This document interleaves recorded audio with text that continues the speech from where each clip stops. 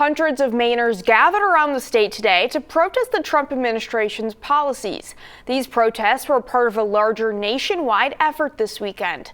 Good evening and thanks for joining us for News Center Maine at 6. I'm Sam Olson.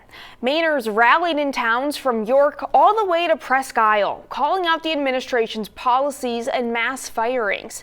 The ACLU of Maine organized 20 protests across the state. In Maine's largest city, protesters filled Portland's Monument Square. Senator Angus King even made a surprise appearance, giving an impromptu speech.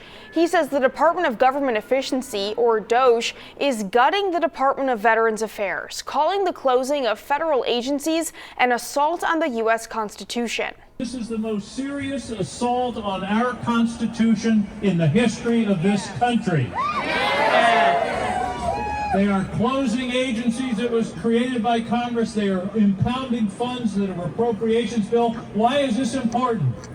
Old James Madison got it right. He said if you put the legislative power, the executive power, and the judicial power in the same set of hands, that's a perfect definition of tyranny. Hundreds also gathered at Bangor's waterfront. The organizer there says she was spurred to action over recent decisions like the USDA federal fund freezes and how they directly impact Mainers.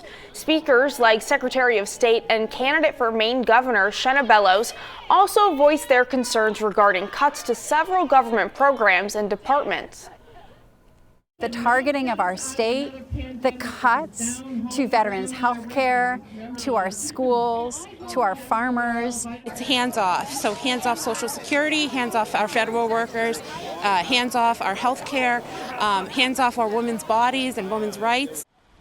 In Bangor, there were also a couple people counter-protesting in support of the president. They carried signs protesting transgender women in sports.